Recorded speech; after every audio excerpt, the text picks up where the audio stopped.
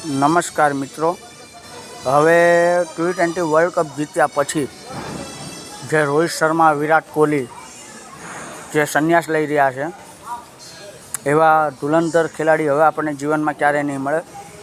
અને આખા હિન્દુસ્તાનની આંખમાં આંસુ છે કે અફસોસ છે કે રોહિત શર્મા અને વિરાટ કોહલીએ જે એનો દમદાર બતાવ્યો છે અને T20માં સાઉથ આફ્રિકાને ધૂળ ચટાડી છે, એવા રોહિત શર્મા અને વિરાટ કોહલીને મારા ખૂબ ખૂબ અભિનંદન.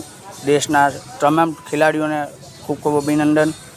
અને I20 વર્લ્ડ કપની અંદર જેવા આપણા શુભનામ બોલર એવા જસવીનભાઈ બુમરાહ, કુલદીપસિંહ, આ લોકોએ જે ગેમ બાજ કરી, અક્ષરભાઈ પટેલ, એને બહુ સરસ બોલિંગ કરી છે દેશ માટે.